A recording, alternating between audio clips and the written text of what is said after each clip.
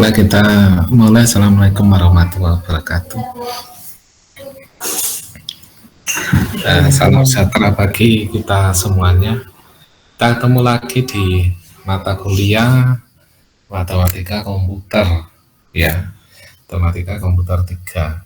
Saya adakan online karena kemarin ada satu kelas yang ketinggalan, sehingga kalau diadakan di kelas nanti satu kelas yang ketinggalan itu akan susah mendapat ganti hari, sehingga kita lakukan online, ya. Di matematika komputer 3 ini, hari ini kita akan belajar tentang multiple integral. Jadi multiple integral ini secara sederhana adalah double integral, ya. Double integral ini setelah ada integral lagi. Jadi isinya dua integral. Jadi seperti ini, ya.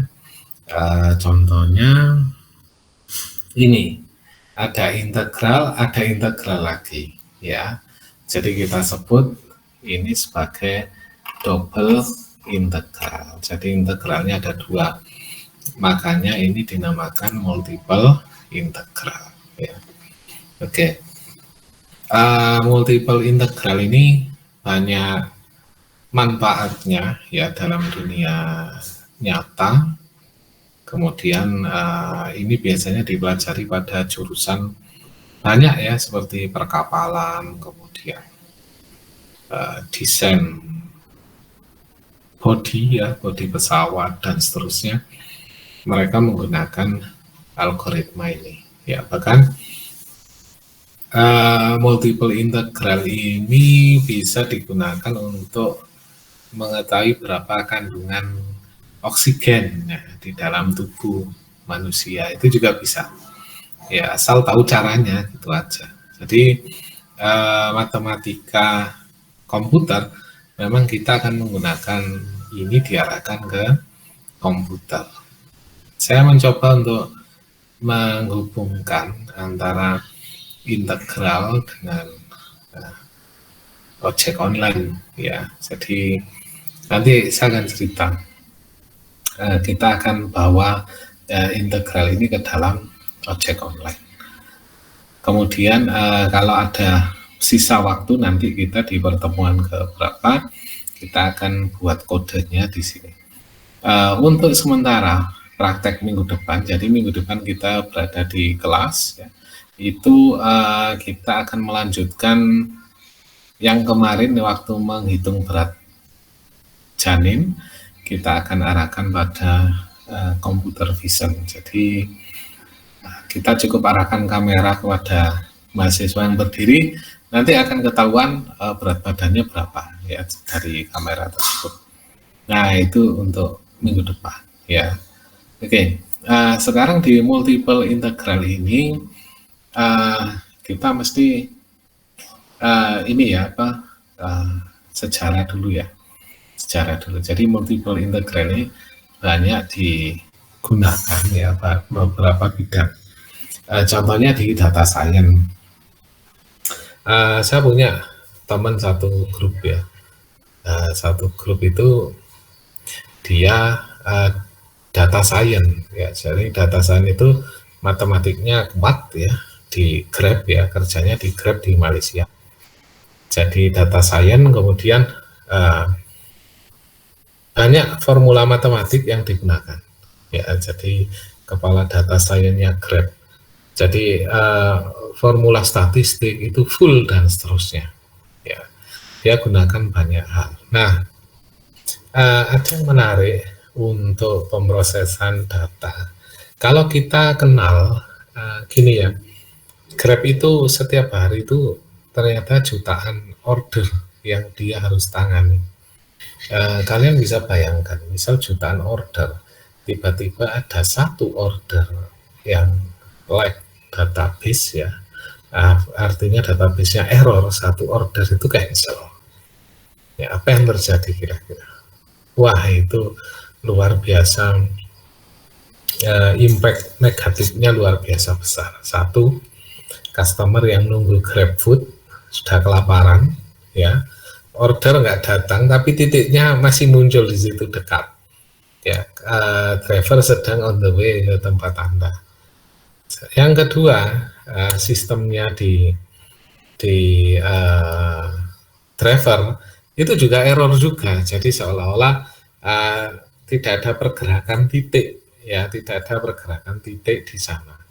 Nah, bagaimana Grab bisa handle seperti itu? Nah, jadi saya ambilkan dari engineering Grab. Jadi kalau kalian ingin belajar bagaimana caranya teknologi di belakang Grab, kalian akses engineering Grab. Jadi di sana lengkap ya, data science, kemudian statistik dan seterusnya. Ya, kalian bisa baca.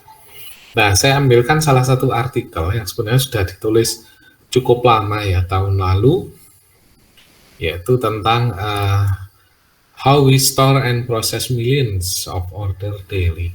Jadi bagaimana kita bisa melayani transaksi itu jumlahnya jutaan setiap hari. Ya. Nah, kita bisa menghubungkan integral ke arah sini. Jadi kita bisa mencari jumlah driver yang aktif di dalam satu area atau yang terdekat dengan kita menggunakan integral. Integral apa yang digunakan? Integral permukaan atau multiple integral. Nah, ini yang dipakai. Ya.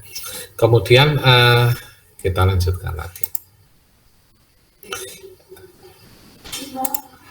Di sini kita tahu kita nggak bahas ini secara detail ya, karena ini bidang database ya, jadi kita yang matematika aja lah yang kita bahas ya. Jadi dia punya ada backend di sini ya, kita kenal ada backend, kemudian ada Grab order, ada platform namanya ya, kemudian ada distributed system. Jadi nanti kalau kalian semester berapa gitu ya, ada mata kuliah database terdistribusi, kalian ikut aja. Ya, manfaatnya banyak itu. Jadi kalian bisa handle million proses ya di dalam suatu waktu. Kemudian banyak sekali gunanya. Nah, kemudian query patternnya pada Grab. Ya, jadi kalau orang order, nah ini bisa kalian baca seperti ini ya, ordernya.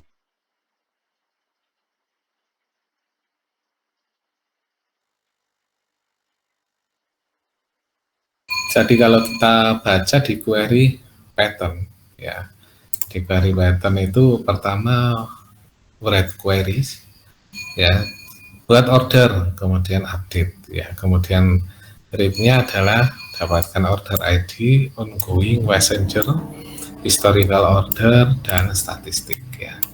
Jadi apa yang disuggest oleh si aplikasi adalah kalau kalian sukanya pesan GrabFood nasi goreng, maka diskon terbesar yang muncul adalah nasi goreng.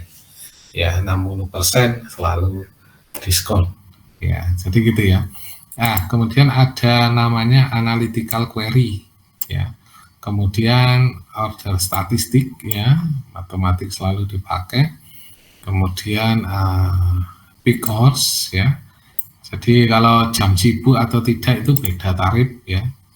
Kemudian stability, kemudian ada cost, ada efektif, ada large scale ya. Large scale ini dia berapa jauh nangani. Kemudian ada OLTP, online transaksi ya, dan OLAP. Kemudian ada database. Nah, ini yang kuncinya. Dan OLTP database ya, database-nya pakai apa kira-kira? Grab. Nah, kira-kira database-nya pakai apa? Grab. Nah, kita lihat nanti ya. Oke. Pakai MySQL bisa jadi, pakai Postgre bisa jadi, pakai Oracle bisa jadi ya. Nanti kita lihat. Itu database lama itu ya.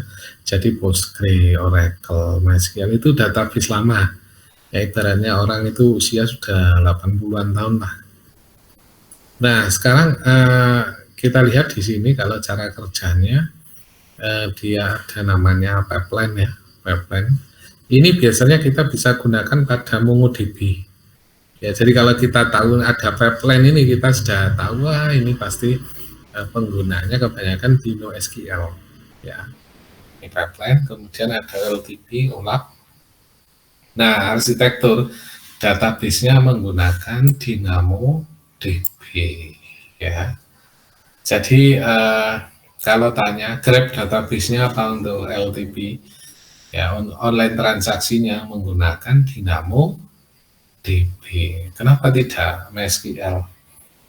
Kenapa tidak Oracle? Nah, karena mereka mengejar namanya highly available. Nah, ini yang paling penting. Ya, highly available.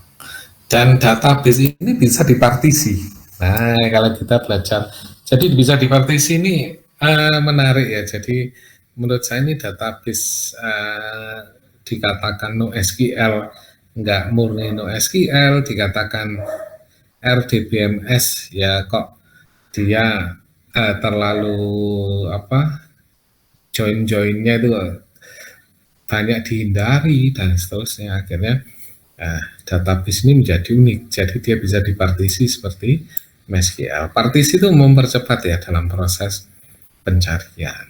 Ya, jadi kalau kalian store data ukuran besar ini lebih cepat.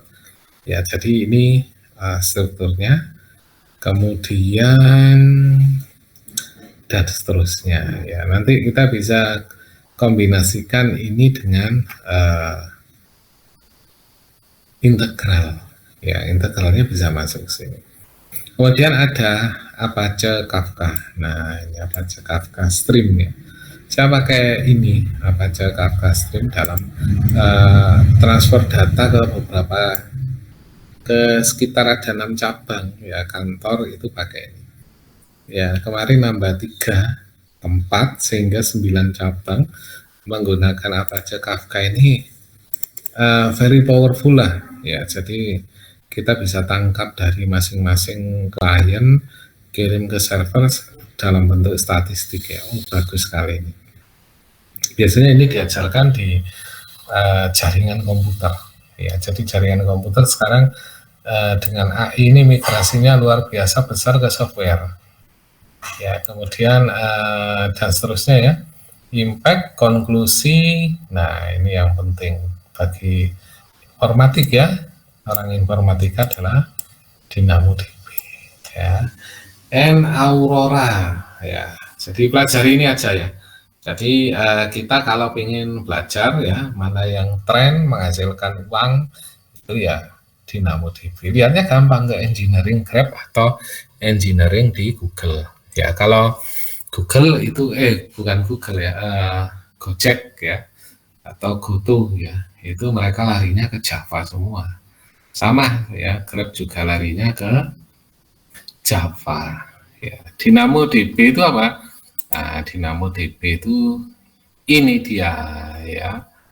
Jadi kita baca di sini adalah Amazon DynamoDB.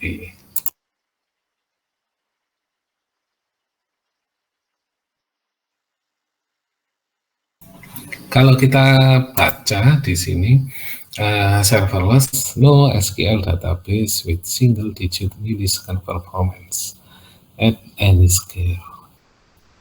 Jadi cara kerjanya seperti ini ya. Kita nggak bahas ini.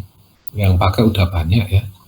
Perusahaan-perusahaan besar semua ya. Jadi AWS ini luar biasa ini. Jadi kalau kita belajar database mending belajar AWS saja. Nanti kalian punya sertifikat. Sertifikatnya dari Amazon, nah itu connect LinkedIn, nah kalian bisa dapat customer dari overseas ya, luar negeri ya, nanti dapat itu. Nah, DynamoDB ya, kalau di Amazon, nah kita bisa download sebenarnya ya, DynamoDB. Saya coba cari di lab ya, ternyata belum ada SSH ya, jadi biasanya ini diinstal di server, kemudian kita dikasih akses SSH.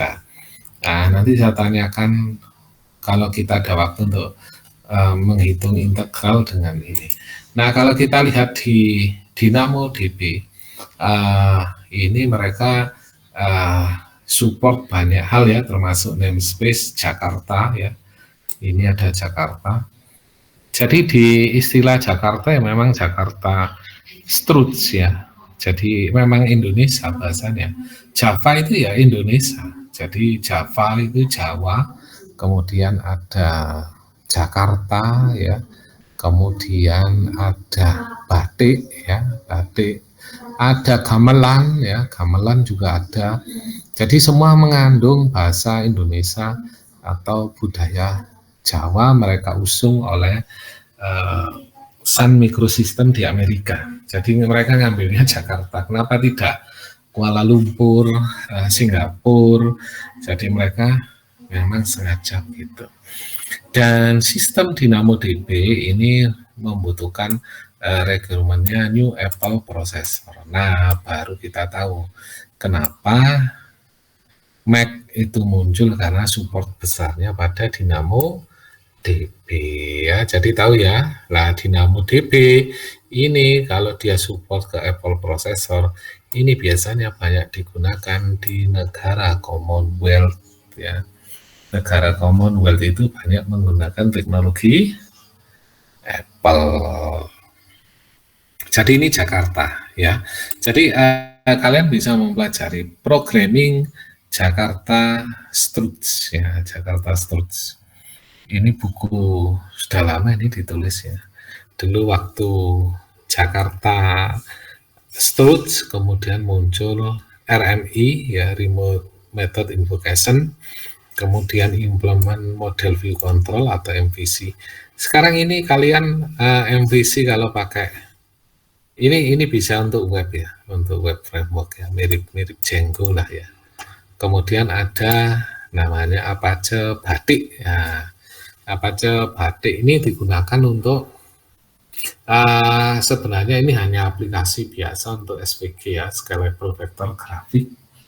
Saya pernah jadi ini penting ya untuk kenapa SVG itu gini, gambar itu di Vsauce keluarnya XML ya, gambar di Vsauce keluarnya XML. Nah, saya mempelajari SVG ini sekitar 2010 waktu itu ya, kemudian kebetulan dapat project integrasi softwarenya JIS milik Esri.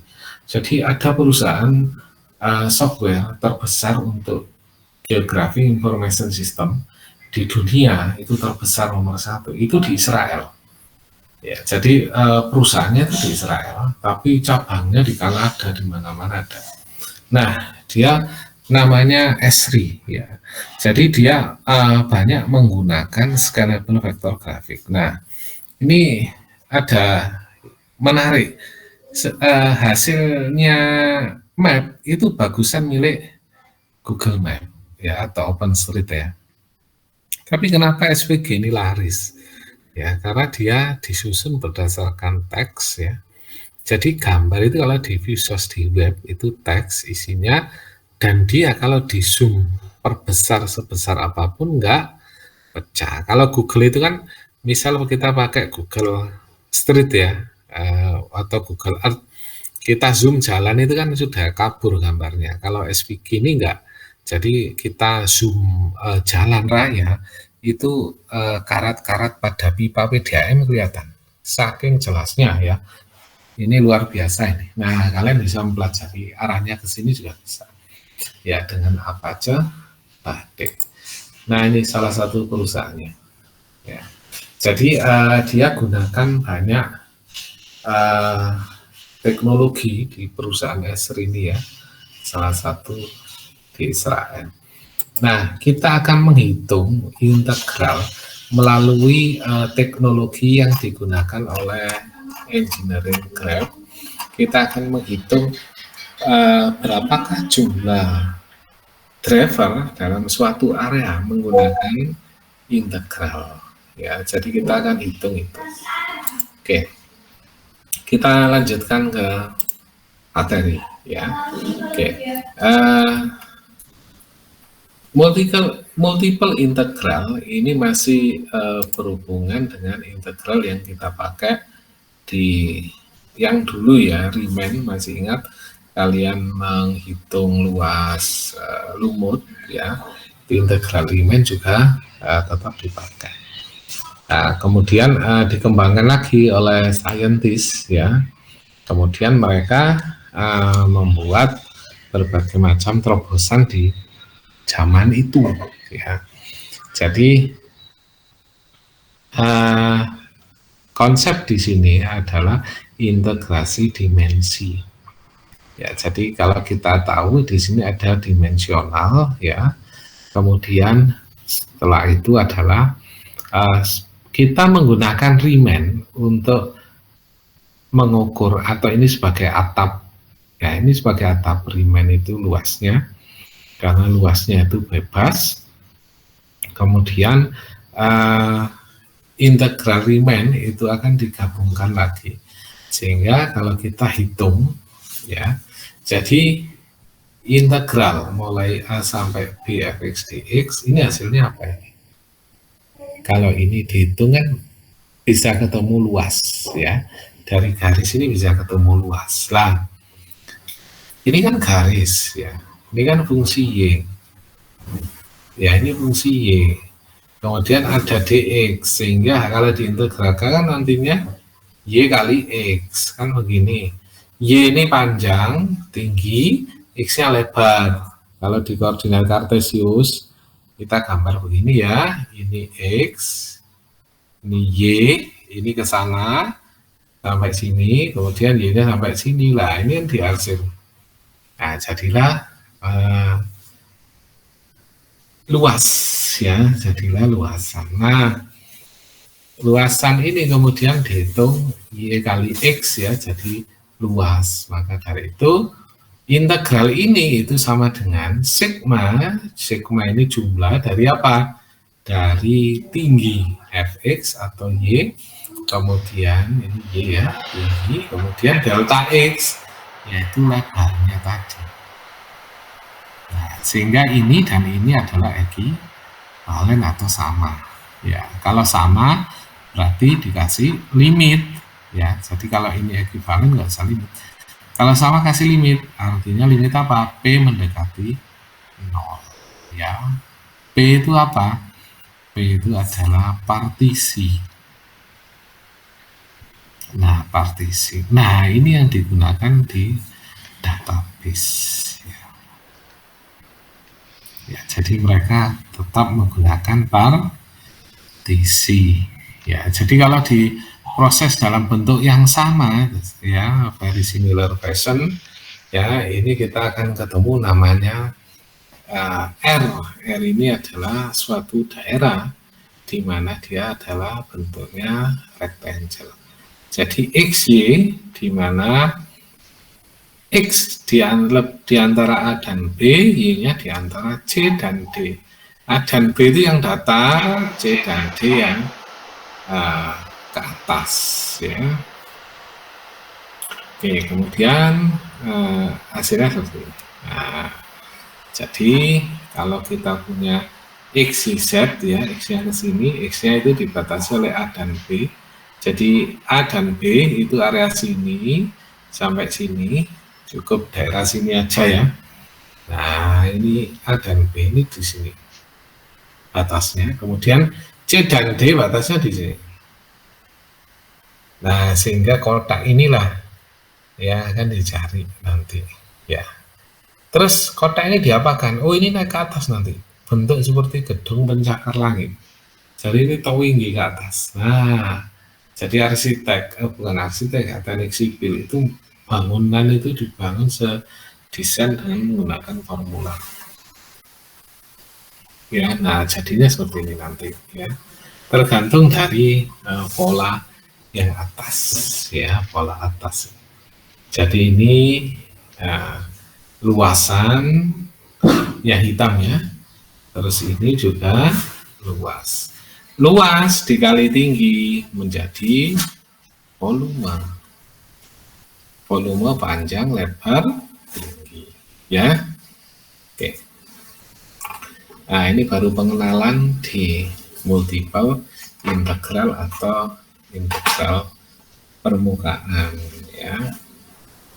Oke, sekarang saya beri pertanyaan pada kolom chat ya. di manakah aplikasi integral ini banyak dijumpai dalam bidang kedokteran. Oke, kalian bisa menuliskan jawaban apa yang kalian ketahui di situ. Saya berikan waktu 3 menit.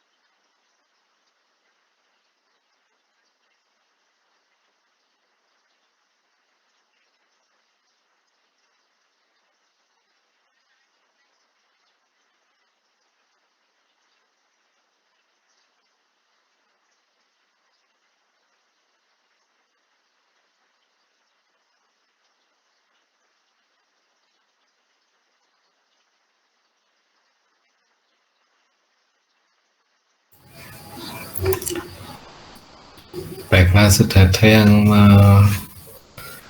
menulis ya, ada yang menulis. Jadi kita memang sering bahas tentang scan MRI, kemudian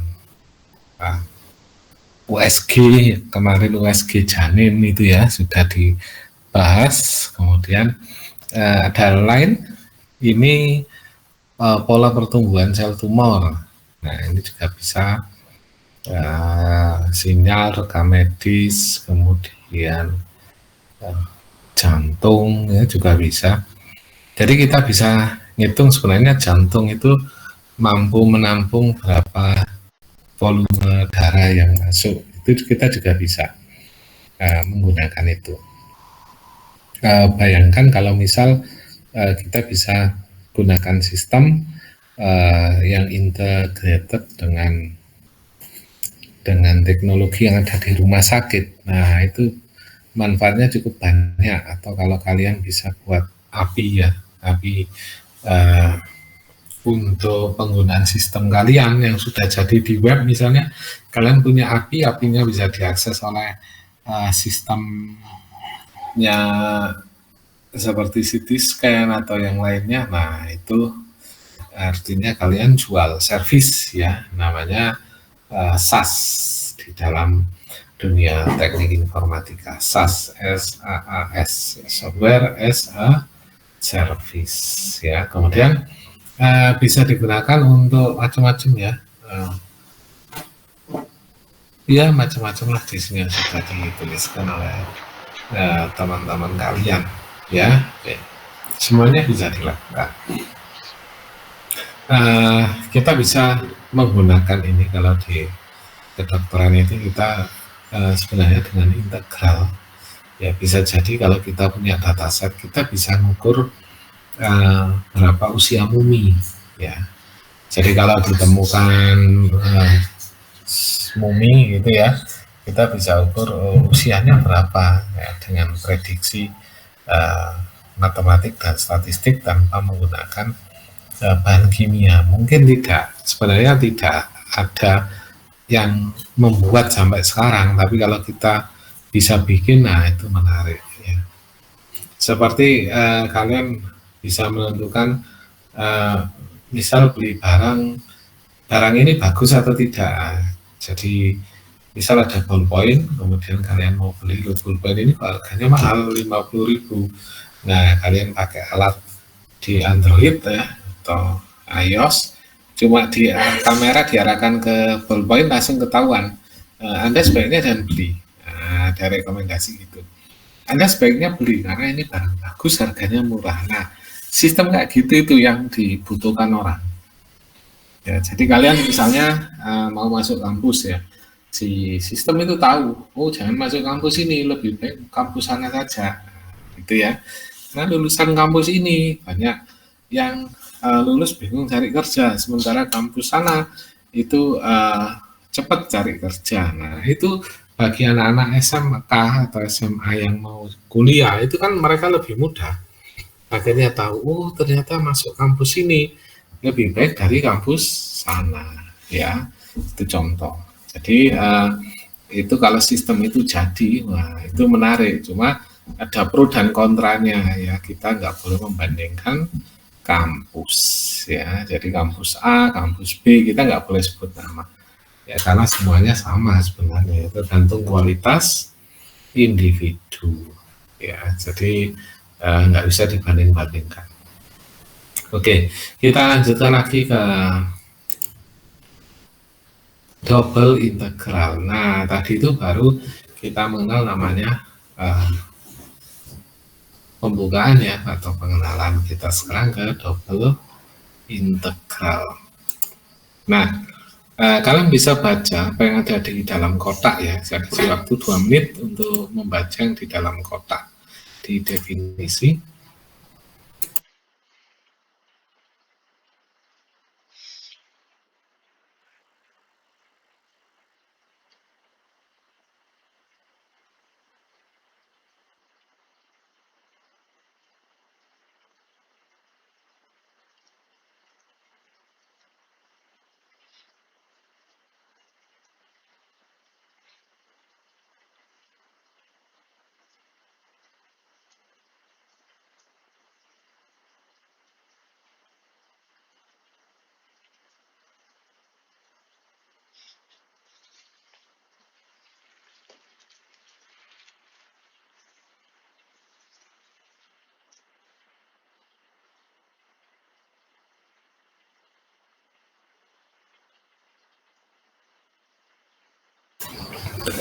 Baiklah, kita bahas sekarang ya, waktu 2 menit sudah selesai.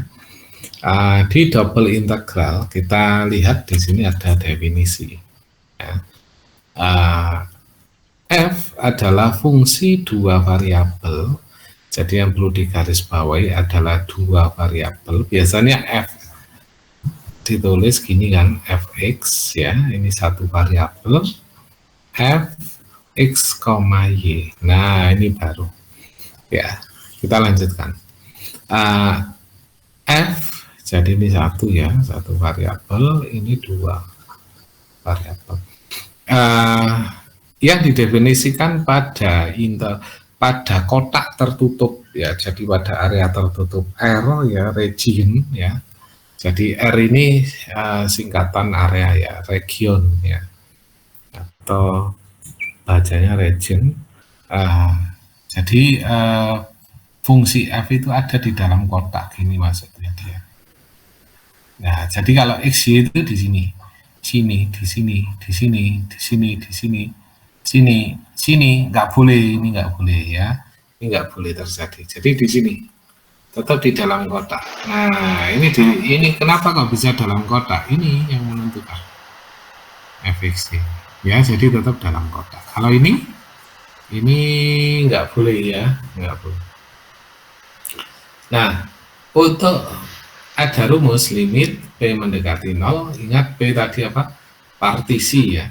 Jadi sigma fx, y ya, x atas ini artinya rata-rata ya. Jadi kalau ditulis X bar ini artinya rata-rata ya. Jadi fx, y kali delta A ini delta area. Nah ini baru namanya luas. Jadi A ini tuh area ya, toh luas. Jadi integral, dasar integral itu kan biasanya dx ya, ini enggak dA ya. Jadi dx ini kan terhadap x saja, kalau dA terhadap A ini apa? Area, luas. Integral terhadap luas, nah, sehingga batas integrasinya. Jadi kalau ini eksis ya, kita katakan bahwa F terintegrasi pada R. Sehingga kita bisa tulis double integral. Kenapa kok double? Nah, kalau satu integral ini itu menandakan luas seperti yang saya tulis di atas tadi. Nah, ini ya. Satu integral ini y kali x kan luas. Nah, kalau di sini luasnya itu sudah ada di sini, sehingga tujuan kita adalah mencari volume dari area atasnya ini, nah sampai ke bawah ya. Makanya integralnya terhadap luas mana ya, luas atas. Kalau luas atas ini dapat dicari, maka yang bawah kan mengikuti dari penutup atas ini. Nah, ini ya. Inilah yang disebut dengan double integral ya. Ditulisnya double integral terhadap R region dari rectangle tadi, fx, y dA. Nah, ini adalah area ya, given by, jadi kalau ditulis limit ini. Jadi ini rumusnya ya. Ini rumus dasar. Ini penting ya. Nah, kalian cukup hafalkan ini aja. Ya, jadi nggak usah hafalkan yang lain, ini aja. Nah, bahasa kotak. Ya, ini rumus dasarnya dari double integral. Oke. Ada yang mau tanya? Saya rasa nggak ada ya. Oke. Kita lanjutkan lagi. Itu sudah hasilnya kayak gini nanti. Nah, Jadi kita cari yang bagian atas ya, yang bagian atas ini kita cari luasnya, yang di aksir hitam ini ya. Ini ada luas area, kemudian luas dikali tinggi, nah ini yang tinggi masing-masing ya sampai bawah. Nah ini luas kali tinggi jadilah volume, ini kuncinya ya. Oke, kita lanjutkan lagi ke yang lainnya ya. Ada bentuk juga integral tangga. Nah biasanya orang cari ini ya, kalau orang mau audit tangganya itu berapa volumenya. Nah, kita cari misalnya ada pemberantasan korupsi ya, volume tangga berapa, volume, oh ketemu 7 meter kubik. Oke, 7 meter kubik berapa semennya, campurannya berapa pasir ya, berapa koral, nah ya, berapa ukuran besinya. Oke, ketemu kan? Nah, akhirnya ketemu. Apa harusnya habisnya untuk tangga dengan volume sekian, habisnya sekian juta. Nah, ketemulah akhirnya ya. Jadi ini bisa ketemu kalau kita tahu berapa volume tangga. Ya, kita bisa pakai gunakan rumus ini. Ya, oke, ini enggak kita kerjakan ya. Kita lihat contoh rumus berikutnya. Sifat double integral itu sifatnya ya sama aja dengan integral biasa, seperti ini. Misal ada K di sini bisa keluar ya, kalau ada penjumlahan di sini dia bisa dilepas ya, sama aja. Ini kayak R ini ya, misal satu kotak besar ini R, kemudian dibagi dua di sini ini R1 ini R2 ya, integralnya terhadap R1 plus terhadap R2 ya, jadi ini terhadap R1 dan terhadap R2 dan seterusnya ya, dan seterusnya.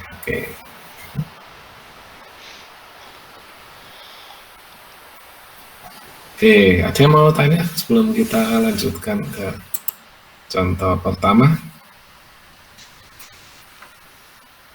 Silakan bila ada yang mau tanya melalui voice atau dengan kolom chat juga boleh.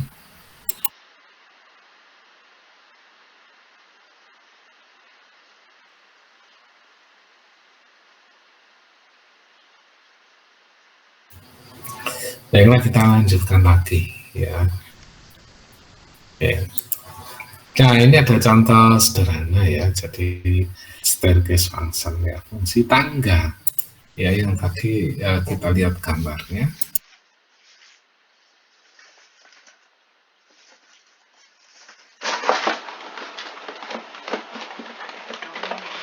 Nah, yang gambar ini ya, yang sebelah kiri fungsi tangga, kita akan coba menghitung sekarang ya, kita hitung dengan contoh soal berikut ya. Example 1 ya. Jadi di dalam matematika itu memang banyak soal dimulai dengan let ya. Kalau di bahasa Indonesia biasanya diberikan sebuah fungsi f gitu ya.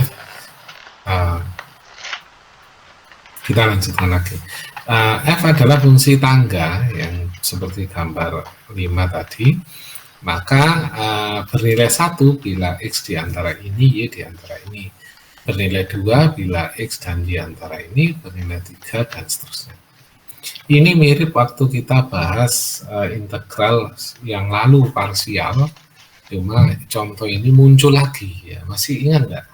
Jadi kita parsial pakai ini muncul waktu di kelas waktu itu. Nah, kemudian ini muncul lagi di sini ya. Yang ditanya adalah calculate integral fx dA ya. Integral terhadap luas dA. Nah, ini biasanya kalian akan nemui nanti kalau informatika itu bahas medan magnet ya dan seterusnya. Contoh, kalian software engineer ya, programmer lah ya, ada masalah sebuah perusahaan punya masalah. Kita punya masalah bahwa mesin produksi itu memproduksi barang kita itu, misal ya produksinya itu pasta gigi lah. Kalau kita produksi pasta gigi model covernya begini, itu kita akan habis banyak uang. Untungnya dikit. Ya. Gimana caranya supaya kita bisa produksi tapi untungnya banyak? Nah, mereka akan menggunakan formula untuk menghitung volume sebanding dengan cost ya yang dikeluarkan.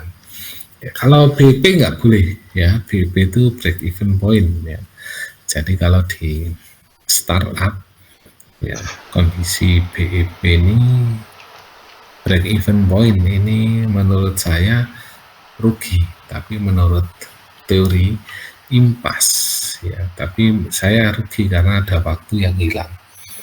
Nah, di sini kalau kita integralkan ya, karena ditanya calculate R fx/y/dA, di mana R di antara 0,3 dan 0,3 X-nya. Kalian harus lihat dulu intervalnya ini. Interval ini sama nggak dengan ini? Ada di dalam nggak? Oh, ada. 0 sampai 1 ada nggak? Ada. 1, 2, 2, 3 ada. Beres, sudah. Kalian bisa pakai ini. Tapi kalau tidak sesuai dengan R nggak bisa. Ya, nggak bisa digunakan. Nah, akhirnya kita tulis lagi R-nya ya. Interval untuk masing-masing rectangle ini R1, R2, R3. Tulis gini. Nah, kemudian kita jumlah. Ingat rumus tadi. Yang penjumlahan ini, yang B ya. Nah, yang B ini lah ya. Nah, rumus ini kita pakai. Nah, kita pakai di bawah. Nah, disinilah rumus itu kita gunakan. Ya, jadi integral fx, y dA batasnya terhadap R sama dengan R1 plus R2 plus R3. Jadi R1, R2, R3. Jadi ketemunya R1 fx, y nilainya berapa? Nah, lihatnya di atas. Jadi, oh ini nilainya 1. Dari mana? Dari sini. Nah, dari yang atas. Ini nilai 2, dari mana? Dari atas. 3, dari atas, ya sama. Nah, kemudian R1, ya R1 ini regionnya, ya jangkauan dia itu loh. Ya, jangkauan dia luas ya, jangkauan luasnya R1 itu berapa? Ya, jangkauan luas itu kan gampang ya. Panjang kali lebar. 0 sampai 3 berapa? Nah, jadi ngitungnya gini, AR1 itu sama dengan panjang kali lebar. Panjangnya 3, lebarnya 1, 3. Nah, ini. Ya, nah ini dapatnya dari sini. Dan seterusnya akhirnya ketemulah 18. Ya, oke. Ini ada juga contoh lagi. Fx, y-nya ini, R-nya ini. Ya, maka kita bisa hitung ya. Jadi ini ada contoh ya untuk menghitungnya. Fx1, y1, f11. Jadi diambil angka di sini. Ya, karena angkanya itu nggak ada, kita bisa pilih di sini sebenarnya acak boleh. Misal x-nya 1, y-nya 1. 1 dan 1 kan masih area ini. Nah, kita bisa hitung di situ. Ya, kita bisa menghitung di sini. Jadi karena masih masuk area, kita bisa hitung. Jadi ketemulah ini. Kemudian ini, pokoknya asalnya ini masih ada di area batas. Ya, batas ini, dia masih masuk. Ya. Sampai berapa titiknya yang dimasukkan ya terserah. Ya, boleh bebas ya. Bebas. Kalau saya pakai pecahan boleh nggak? Boleh. Pakai koma-koma desimal boleh ya. Nanti dijumlah hasilnya ketemu ini.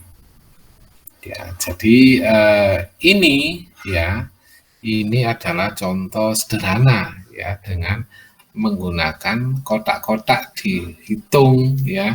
Jadi luas pertama, luas kedua, ketiga, keempat, dan seterusnya. Nah, ini integral ini masih mengadopsi namanya Riemann sum.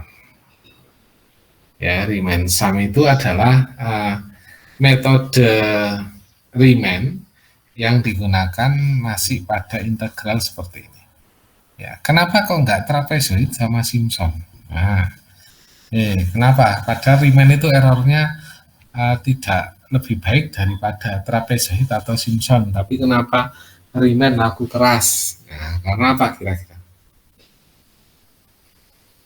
Ada yang tahu karena apa Riemann laku keras?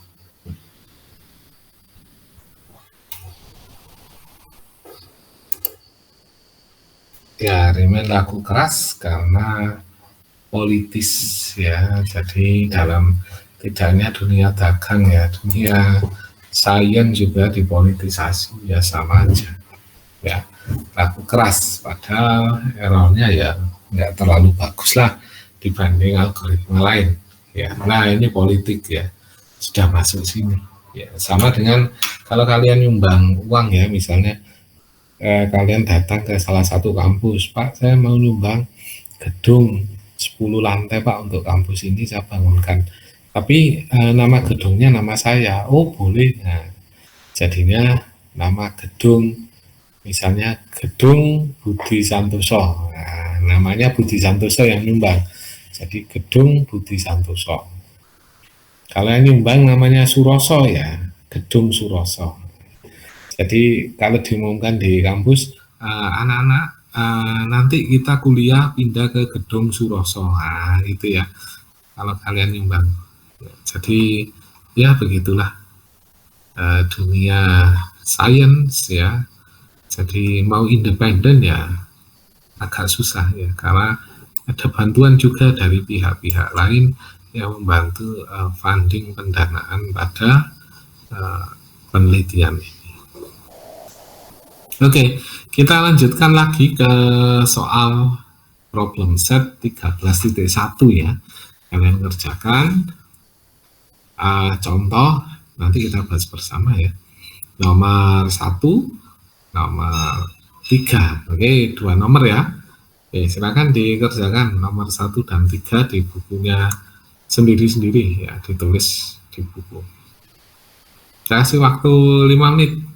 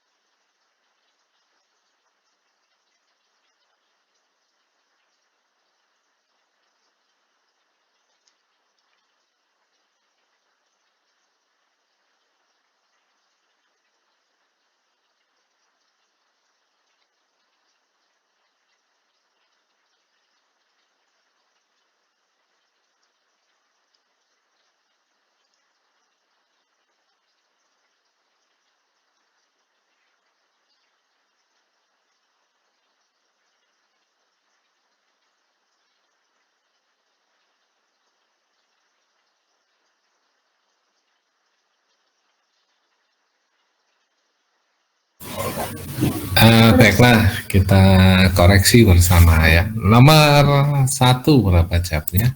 Silakan tuliskan di kolom chat ya. Berapa jawaban nomor 1?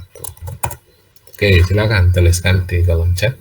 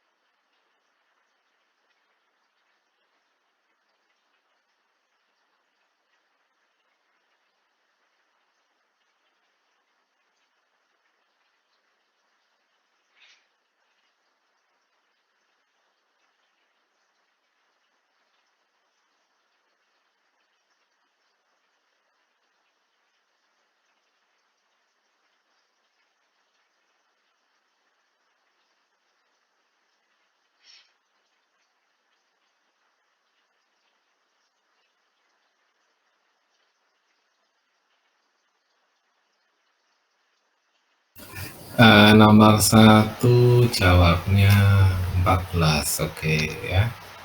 Betul, nomor 1 14. Oke, kita bahas bersama ya. Bagi yang masih ragu-ragu menjawab ya, mungkin ada.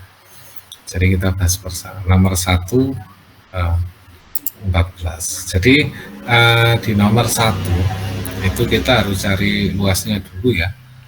Luasnya dulu. Kalau kita lihat ini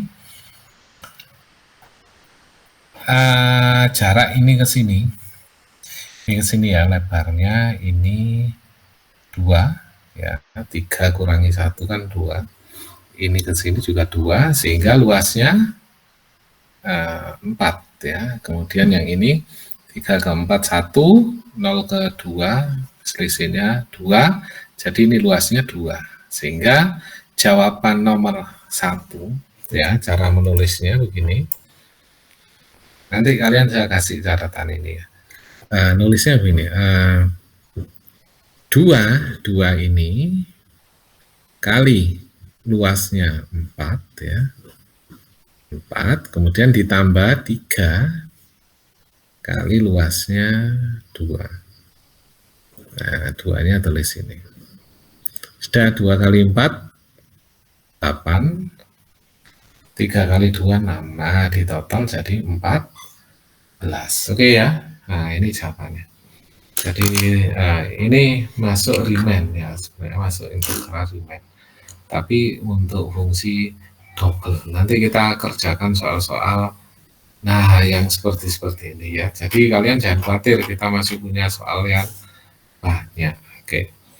Kita lanjutkan lagi. Sekarang kita ke nomor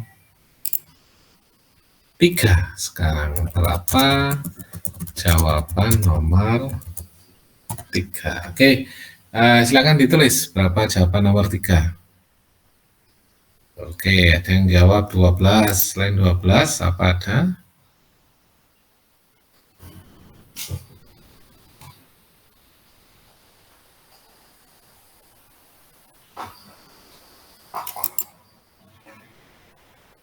Oke, oke, 12, 12, 12. Oke, soalnya terlalu mudah kayaknya ya. Oke.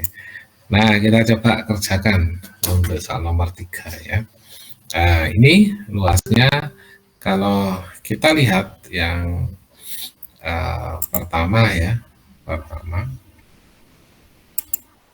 Kalau kita lihat di sini jawaban kalian kan 12. Jadi kita hitung luas yang pertama. Oke. 3 kurang 1, 2 ya. Ini jaraknya 2. 2 kali 1, 2. Oke. 1 ini 2 kali 1, 2. Ini 4 kurang 3, 1. 1 kali 2, 2. Oke. Sehingga kalau dijumlah 2 kali ya, 2 ini kali 2 ini, terus bawah 2 kali 2, 4. 4 tambah 2, 6. 6 tambah 6, 12. Jadi ini jawabnya adalah 12. 1, 2 ya, 12. Oke. Sudah banyak yang benar ya, benar menjawab 12. Oke. Kita lanjutkan lagi ke soal yang agak rumit ya. Kalau saya rasa ini terlalu mudah ini untuk kalian ya. Jadi kalian sudah mahir kayaknya ini. Oke, kita lanjutkan lagi yang agak rumit. Langsung lompat ya. Langsung lompat ke, nah ini dia. Soal nomor 9 dulu. Nah, oke, nomor 9 dulu. Kerjakan ini dulu ya. Oke, waktunya berapa? 3 menit ya. Kerjakan nomor 9. Bila sudah, tuliskan berapa jawaban nomor 9. Oke, 3 menit silakan dikerjakan.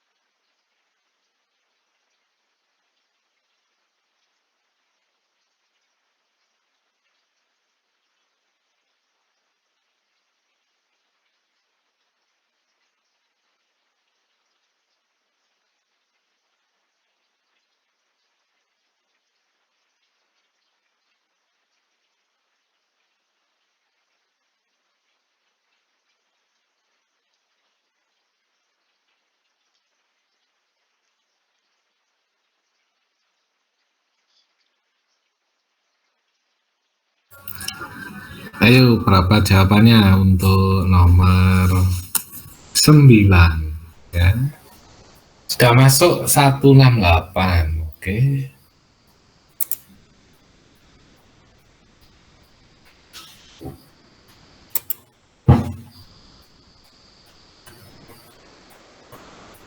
Oke, masuk 168.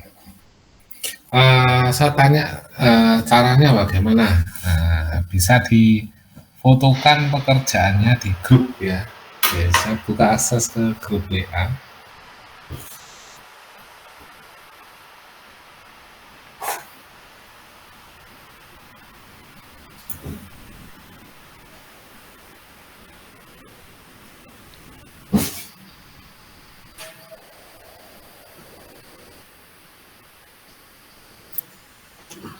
Baiklah.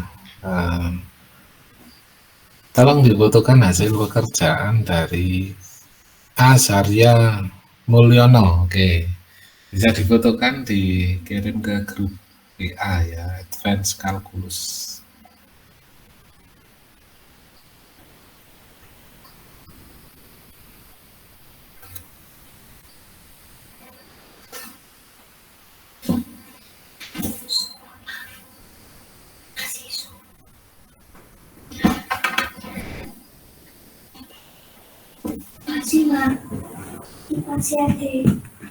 Silakan Azarya Mulyono dan David Satria. Oke, silakan difoto kemudian jawabnya ditaruh di grup.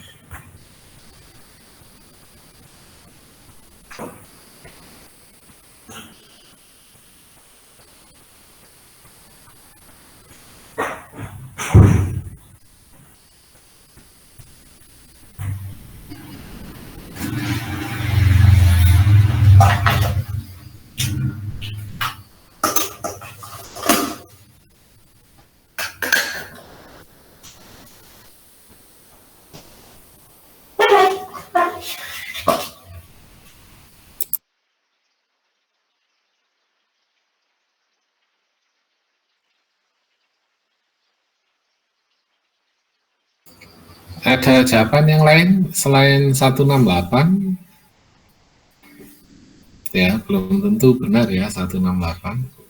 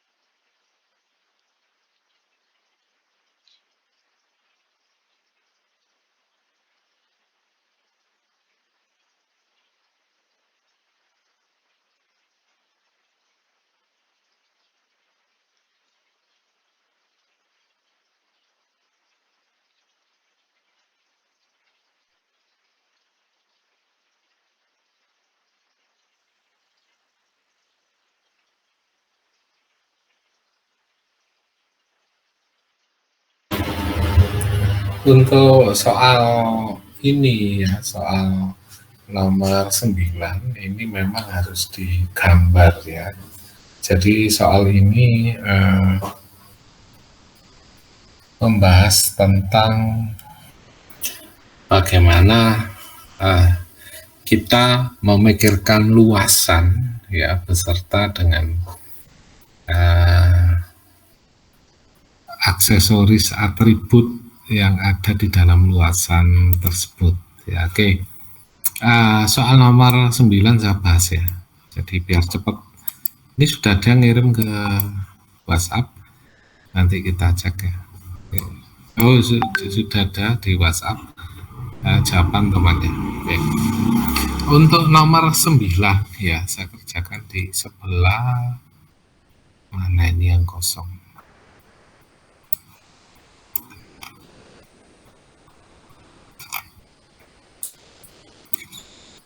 Sini aja di sini. Oke ya, nomor 9 gini. Apa soalnya ini? Ada interval, jadi kalian harus ingat ya. Yang pertama ingat batas dulu ya. Yang pertama ingat batas ya. Jadi batas itu penting, yaitu X-nya 0,6, Y-nya sampai 4. Oke, kita ingat ya, X-nya sampai 6, Y-nya sampai 4. Oke, kita tarik garis, X-nya sampai 6, Y-nya sampai 4. Kita tarik garis di sini. Jadi kita bisa gambar seperti ini ya. Kemudian kita tarik garis ke kanan. Seperti ini ya. Jadi X ini Y. Oke ya. X, Y. Kemudian X-nya ini P adalah partisi dari R ya. P adalah partisi dari R, kemudian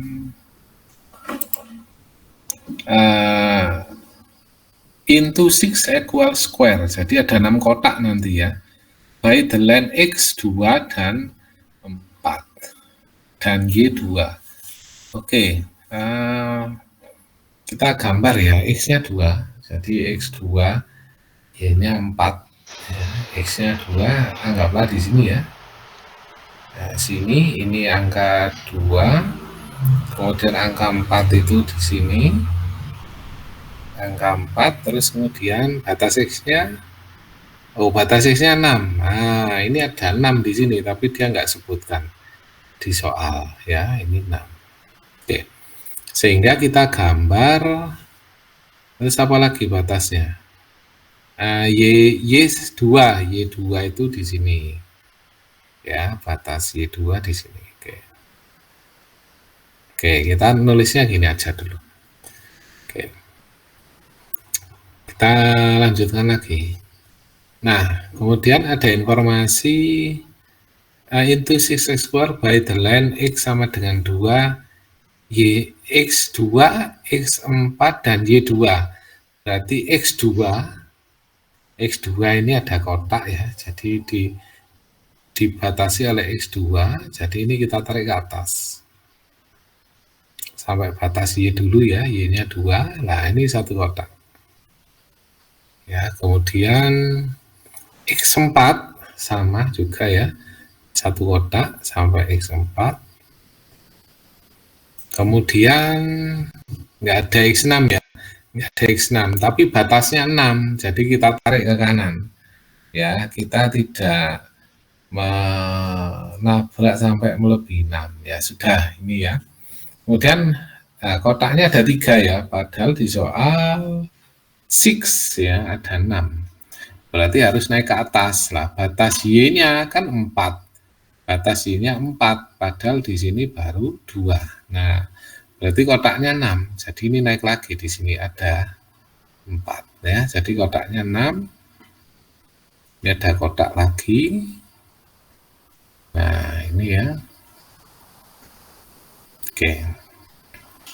Nah, ini jadi tergambar sudah ada 6 ya. Kemudian yang ditanyakan soal approximate terhadap region kotak-kotak ini ya, by calculating corresponding Riemann sum, assume that ini are the center of 6 squares. Jadi ada center ya. Center itu apa ini? Nilai ini. Nah, ini rata-rata ya. Rata-rata X bar ya, rata-rata. Sehingga kita taruh di sini titik. Ini titik.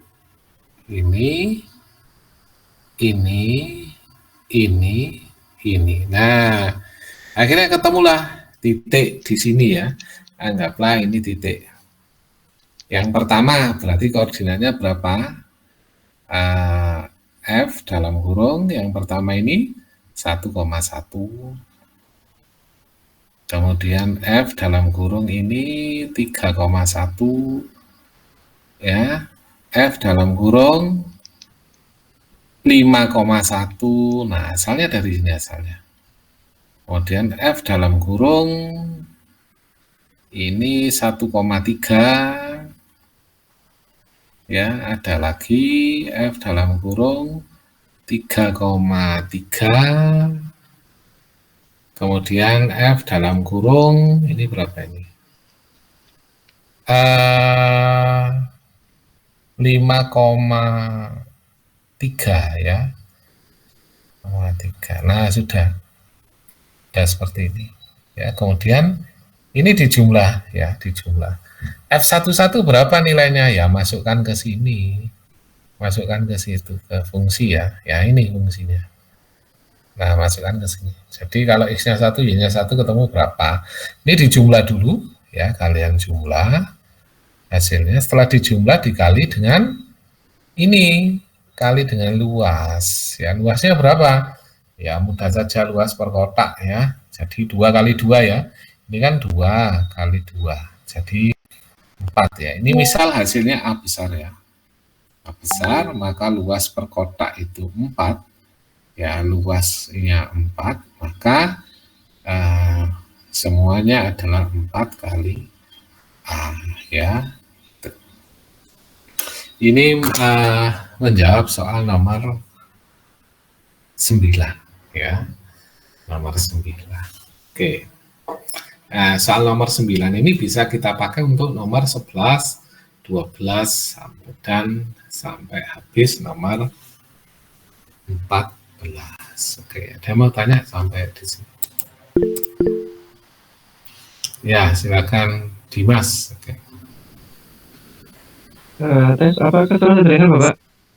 Ya, oke, terdengar. Itu kan di soalnya sudah ditentukan ada senternya Pak. Apabila kalau di soal itu tidak ada senternya, bagaimana Bapak menghitungnya? Apakah langsung luasnya saja, luas per kotaknya atau bagaimana? Oke, sebenarnya X topi atau X bar itu adalah memang rata-rata X ya, jadi memang dia center. Jadi kalau nggak disebutkan di soal are the center itu ya memang dia memang center karena dia X bar, rata-rata dari X. Jadi X tidak bisa kita isi langsung 2 gitu, nggak bisa karena rata-rata dari 2 sampai 0 adalah 1. Itu ya, jadi soal ini sebenarnya penulisan kata are the center itu nggak perlu sebenarnya. Karena ya memang jelas X bar dan Y bar itu adalah center. Ya, kata-kata ini nggak perlu ada sebenarnya. Sama seperti saya nyuruh Dimas, Dimas tolong naik ke atas. Kan ke atas itu nggak perlu disebutkan, naik itu jelas ke atas ya. Coba kamu turun ke bawah. Nah, turun itu pasti ke bawah. Jadi ke bawahnya nggak usah disebutkan ya. Itu untuk perjelasan kata aja. Ya, Dimas ya. Oh, siap Bapak, terima kasih Bapak. Oke, sama-sama. Baiklah, kita lanjutkan. Saya ingin memberi satu soal ya, seperti biasa di kelas matematik. Kalau nggak ada soal kayaknya agak aneh ya. Oke. 1 apa 2 ya? 1 aja ya, sudah malam ya. Oke, ada satu soal yang kalian kerjakan, yaitu soal ini atau yang lainnya. Bentar, saya cari yang bawah.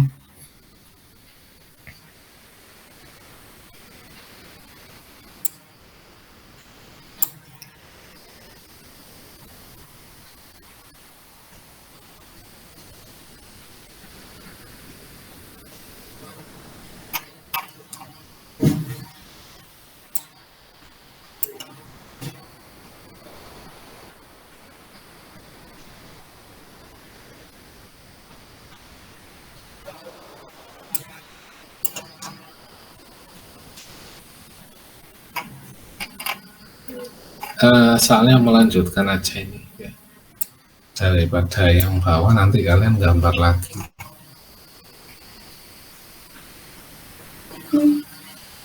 Melanjutkan Oh, ini aja sudah nomor problem 1520 ya. Sketch the solid ya, whose volume is given by, jadi gambar ya, gambar.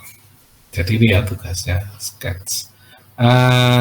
Kita akan kerjakan soal nomor 16 ya, dan 18, dua nomor aja kalau begitu ya, 18 dan 16. Oke, 16 dan 18 ini kalian kerjakan di buku ya, di gambar aja ya. Jadi tugasnya gambar aja di buku, kemudian setelah itu dikirimkan ke Classroom ya. Setelah ini saya akan buka Classroom, kalian bisa mengirimkan ini ke Classroom ya, mengirimkan ini ke Classroom. Oke, kemudian untuk minggu depan ya, minggu depan kita akan demo ya. Jadi kelompok yang kemarin ya, kelompok janin ya, kelompok janin yang kemarin itu melanjutkan pekerjaan dengan menghitung berat badan orang atau mahasiswa yang berdiri di depan kamera. Itu langsung prediksi berat badannya muncul. Jadi nanti saya mau coba ngetesnya adalah kita ambil aja orang, suruh aja berdiri di situ, berat badannya mirip atau tidak ya. Itu kita akan demo di minggu depan ya, demo di minggu depan. Kalau waktu buatnya tidak nututi waktunya, ya sudah minggu depan kita kerjakan di kelas bersama-sama dengan bawa komputer masing-masing. Oke, 16 dan 18 ya, 16 dan 18 bisa dikerjakan sekarang, kemudian dikumpulkan Classroom. Saya Classroom saya tutup jam 9:10 ya. Oke, selamat mengerjakan dua nomor ini. Kita ketemu di Classroom sampai saya tutup jam 9:10 ya. Oke, kita akhiri. Terima kasih, selamat malam, assalamualaikum warahmatullahi wabarakatuh.